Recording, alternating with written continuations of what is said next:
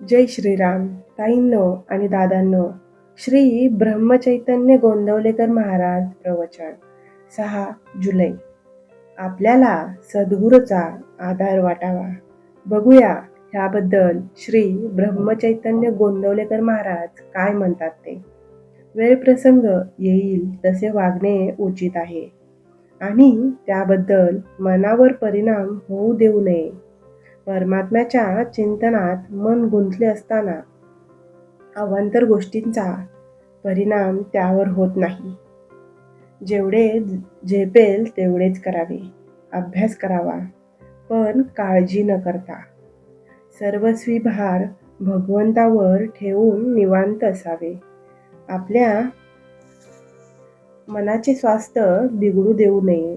आनंदात राहावे. वृत्ती आवरत नाही, ती परमात्म्याकडे लावली म्हणजे आवरते. राम इच्छेने सर्व चालते असे लक्षात ठेवावे. संकट आनंद दोन्ही भगवंताला सांगावीत. ज्या स्थितीत भगवंताने ठेवले त्या स्थितीत समाधान मानावे. अंतःकरणात सुप्त असलेले भगवंताचे प्रेम जागृत होण्यासाठी काही निमित्त लागते. तीर्थयात्रा आणि साधू संतांची भेट हेच ते निमित्त होय. श्रीरामचंद्रही तीर्थयात्रेला जाऊन अनेक संतांची दर्शने घेऊन आले. संतांच्या अहंकाराला जिवंत राहताच येणार नाही, कारण परोपकार करायला लागणारा पर ठिकाणावर नाही. तर मग दुसऱ्याकरिता मी काही केले ही भावना व्हायला आधारच कुठे राहिला. विषयाच्या लालसेने सत्संगामन करणे हा खरा सत्समागम नव्हे.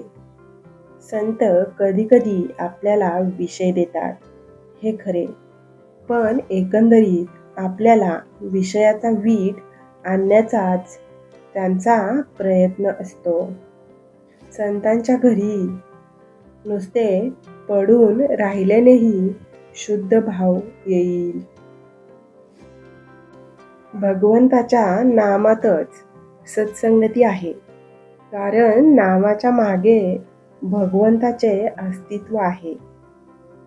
विषयाची उर्मी हे मायेचे स्मरण होय आणि नामाचे स्मरण हे भगवंताचे स्मरण होय. तपश्चर्येचे सर्वात शेवटचे फळ काही असेल तर परमेश्वराच्या ठिकाणी अनन्य भावाने शरण जाण्याची बुद्धी होय. ती बुद्धी आपल्याला झाली पाहिजे.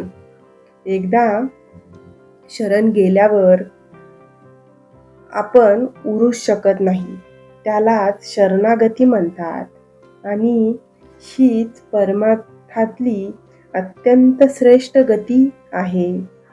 आपण आपल्या सद्गुरूचे आहोत हे असे छाती ठोकपणे सांगत चला. काही नाही केले तरी चालेल, पण आपले सद्गुरू आपल्या मागे पुढे आहेत अशी दृढ भावना असावी. मला सुख दुःख दोन्ही नाहीत, पण तुम्ही दुःखी झालात तर मला दुःख होते, तेव्हा तुम्ही मनाला दुःखच होऊ नये असे वागा. प्रपंची माणसाच्या दुःखाची मला पूर्ण जाणीव आहे. ती जाणीव ठेवूनच भगवंताचे नाम घ्या असे मी सांगतो. जे मी सुरुवातीला सांगितलेले तेच शेवटी सांगतो. तुम्ही कसेही असा, पण भगवंताच्या नामाला सोडू नका. बोधवाक्य. तुम्ही नुसते नाम घ्या, बाकीचे सर्व मी करतो.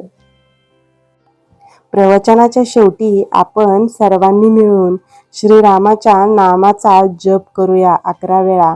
श्रीराम जय जय राम, श्रीराम जय जय राम, श्रीराम जय जय राम, श्रीराम जय जय राम, श्रीराम जय जय राम, श्रीराम जय जय राम, श्रीराम जय जय राम, श्रीराम जय जय राम, श्रीराम जय जय राम, श्रीराम जय जय राम, श्रीराम जय जय राम. श्रीरामाच्या चरणी नमन करून मी आजच्या प्रवचनाचा शेवट करते. धन्यवाद.